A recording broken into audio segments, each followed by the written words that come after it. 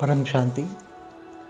आज मैं समाधि और कर्मयोगी जीवन दोनों के बीच में सर्वश्रेष्ठ क्या है, क्या समाधि श्रेष्ठ है या कर्मयोगी जीवन श्रेष्ठ है, उसका आपको एग्जाम्पल देता हूँ, समझाता हूँ।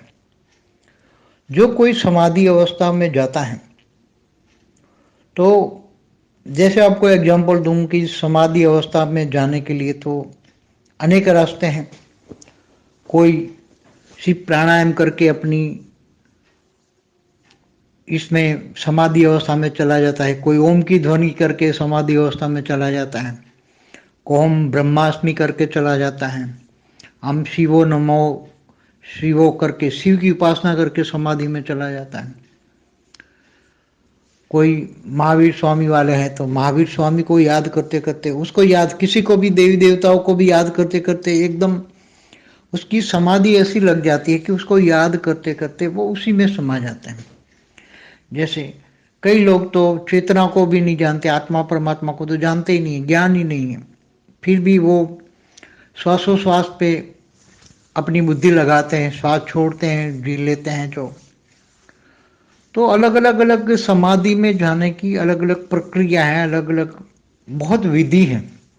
और लोग समाधि में पहले ऋषि मुनि जो थे समाधि में चले जाते थे, कई बहुत आप जानते होंगे, समाधि में ऋषि मुनि चले जाते थे। मगर एक कर्मयोगी जीवन है जो दूसरा, उसके सामने एक कर्मयोगी जीवन है जो गीता ज्ञान प्रेरित है कर्मयोगी जीवन की, क्योंकि गीता में ही कहा कर्मयोगी जीवन की बात, गीता ज्ञान में कहा परमात्मा कृष्ण ने गीता ज्ञान में कहा कि तू आत्मा स्वरूप बन, मुझ परमात्मा को याद कर। तो और तू कर्मयोगी जीवन बन, निष्काम कर्म कर। तो कोई घर गृहस्थ में रहकर, घर गृहस्थ, उन्होंने गीता ज्ञान में कहा कि गृहस्थाश्रम सबसे बड़ा उत्तम आश्रम है। तो ऐसा क्यों कहा? गृहस्थाश्रम सबसे बड़ा आश्रम है, ऐसा क्यों कहा? हमारी वाणियों में तो भक्ति मार्ग की जो वाणियां हैं, भक्ति मार्ग में शब्द है, वाणी माना शब्द, यहाँ वाणी माना शब्दों का जो प्रयोग किया है भक्ति मार्ग में, वेदों उपनिषदों में जो ज्ञान के शब्द हैं, तो वो अलग अलग डिफरेंस क्यों है? कर्मयोगी जीवन और समाधि, समाधि तो लग गई, तो तुम्हारी समाधि लग गई तो तुम्हारे परमात्मा के साथ एकाकार हो गए। तुम जिन देवी देवताओं की जो ध्यान करते हैं उनके साथ एकाकार हो जाना माना समाधि अवस्था। समाधि अवस्था तो ऐसी होती है कि उनके कान में भी छेद कर दो तो कोई तुम्हें पता ही नहीं लगेगा। जैसे गौतम बुद्ध के कान में भी छेद किया, चाहे गौतम बुद्ध हो या महावीर स्वामी हो, उनके कान में भी छेद किया तो भी उसको नहीं पता लगा। तो ऐसी समाधि अवस्था थी। तो ऐसी समाधि अवस्था में जब मनुष्य की चेतना या आत्मा उपराम अवस्था में हो जाती है एकदम, तो क्या वो क्या प्राप्त करती है? क्या वो मोक्ष प्राप्त करती हैं? क्या वो मुक्ति, जीवन मुक्ति प्राप्त करती हैं? क्या वो परम धाम में जाती हैं? क्या परम पद को पाती हैं? और ये कर्मयोगी जीवन जो है, जिसने पूरी जिंदगी ज्ञान, गीता ज्ञान सुनता है, ज्ञान है मैं आत्मा हूँ, और बेहद की आत्मा हमेशा ये सुनती है कि मैं बेहद की परम परम महान आत्मा हूँ, और मुझे ये जन्म अंतिम जन्म है, ये जन्म के बाद मुझे शरीर छोड़ने के बाद तुरंत ज्ञान है, तो मुझे बेहद के परम पिता के पास जाना है और मुझे बेहद के परम धाम जाना है, ये मेरा लक्ष्य है। तो मैं कर्म करता हूँ, खाता हूँ, पीता हूँ, बैठता हूँ, उठता हूँ, हर कर्म में परमात्मा को याद करता हूँ, लक्ष्य भी याद रहता है।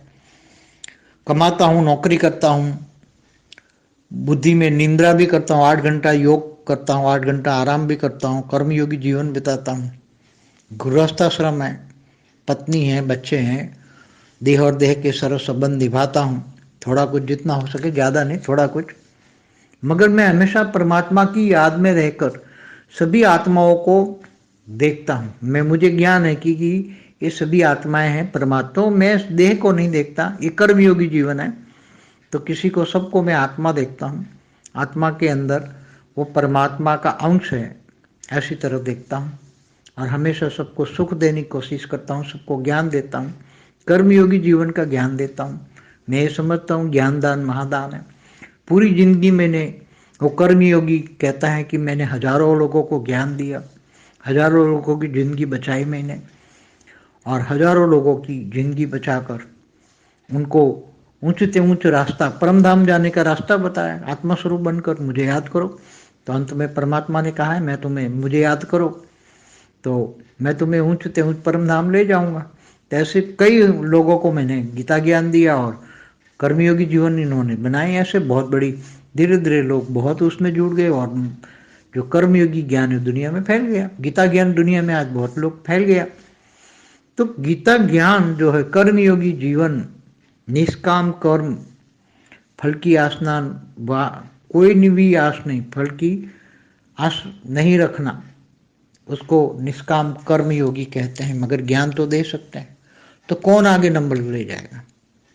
जो बेहद के ज्ञानी है वो सोचे कौन, क्योंकि वो तो समाधि में चला गया, ना उसने किसी को ज्ञान दिया, न उसको कुछ लिया न दिया, अपने को तो बस फंसा दिया अपने इष्ट देव में, जिसको याद करते करते फंस गया। ये कर्मयोगी है, जिसने हजारों को ज्ञान दिया, साथ में रहने वालों को भी परम प्यार दिया, आत्म स्वरूप का ज्ञान दिया, आत्म ज्ञान दिया, आत्म प्यार, आत्मिक प्यार दिया, सभी को आत्मिक प्यार दिया।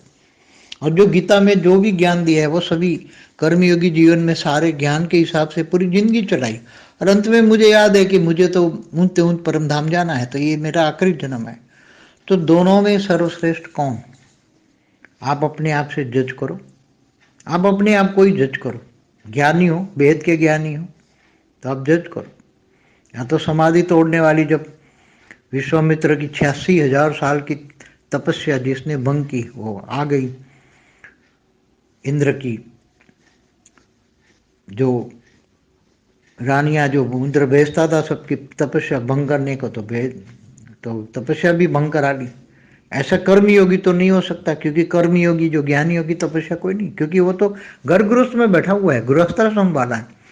तो उसकी तो तपस्या विश्वामित्र जैसी मेनका नहीं आने वाली उसके जीवन में, क्योंकि वो ज्ञानी है, योगी है, उसके घर गृहस्थ है। हालांकि भक्ति मार्ग में जो भक्ति और ज्ञान में फर्क बहुत होता है, तो यहाँ तो कर्मयोगी जीवन में मेनका नहीं आ सकती। तो यहाँ तो पद भ्रष्ट 86,000 साल की तपस्या भंग होने का ये कोई सवाल नहीं होता। सारी तपस्या भंग हो गई, जीरो हो गया, वापस जीरो। यहाँ तो एक ही जन्म है कर्मयोगी जीवन, केवल एक जन्म। बस 50 साल में ज्ञान मिल गया, अब 60-70 साल रहा है तो 10-20 साल में कर्मयोगी जीवन, 20 साल में कर्मयोगी जीवन भी जिया, 20 साल की उम्र में कर्मयोगी बन गया। और जल्दी जाना है उसको, ज्ञान समय की पहचान है, सारी दुनिया समय की पहचान है। दुनिया कितने समय तक चल सकती हैं, थर्ड वर्ल्ड वॉर हो तो क्या होगा, नेचुरल कैलेमिटी हो तो क्या होगा, ये सब ज्ञानी है, तो समय की पहचान है। तो उनको ज़्यादा से ज़्यादा एक जन माना, ज़्यादा से ज़्यादा 20 साल, 25 साल, 30 साल, 40 साल, इससे ज़्यादा तो होगा ही नहीं। तो ये कर्म योगी ने, और फिर उसने कई लोगों को ज्ञान दिया, ज्ञानदान महादान वो जानता है, और ज्ञानदान महादान करके कई लोगों की जीवन सफल करता है। तो एक समाधि वाला और दूसरा है कर्मयोगी जीवन वाला, कौन बड़ा है? किसका बड़ा भाग्य बनता है? समाधि वाले का बड़ा भाग्य बनता है या कर्मयोगी जीवन वाला का बहुत बड़ा भाग्य बनता है? और जिनको बेहद का ज्ञान हो तो बेहद के परमधाम में चला जाएगा। अगर जिनको ज्ञान कम भी है मगर तो भी गीता ज्ञान होगा, तो भी कर्मयोगी होगा, तो भी कृष्ण के शरण में जाएगा, तो अंत में कृष्ण भी सर्वश्रेष्ठ जी बोला हुआ है, ऊंचते ऊंच परमधाम ले जाऊंगा। तो आप दोनों का फर्क ज्ञान से समझ सकते हैं। ज्ञानी तो आत्मा, अगर बेहद के परम ज्ञानी है तो ये सब डिफरेंस समझ सकते हैं। ये केवल ज्ञानियों के लिए है, ये भक्ति मार्ग वालों के ये टॉपिक नहीं समझ पाएंगे, क्योंकि भक्ति और ज्ञान में जमीन आसमान का अंतर है। कर्मयोगी जीवन वाला जो गीता ज्ञान वाला है वो विश्व कल्याण के लिए भी योग करता है। बेहद का ज्ञान है तो बेहद के कर्म विश्व कल्याण, बेहद के विश्व कल्याण के लिए परम शांति के वाइब्रेशन फैलाता है। तो ज्ञानियों के लिए तो कितना बड़ा ऊंचा भाग्य, बेहद का भाग्य बनता है। तो समाधि वाले का क्या बनेगा? बेहद का विश्व कल्याण का जो लक्ष्य होता है कर्मयोगी जीवन, गीता ज्ञान वालों का, कम से कम बेहद के ज्ञानी तो जानते ही हैं कि हमारा बेहद का भाग्य कैसे बनेगा। तो बेहद का विश्व कल्याण, बेहद का ज्ञान ही समझाता है। तो दोनों का डिफरेंस समझो, समाधि और बेहद का कर्मयोगी जीवन। परम शांति। बेहद की परम शांति सोचो, बोलो परम शांति। Join us daily for live meditation, 10 p.m. to 11 p.m. on YouTube Live. Subscribe now. Website www.paramshanti.org. Email us anand@paramshanti.org. Like, share, subscribe. Join today.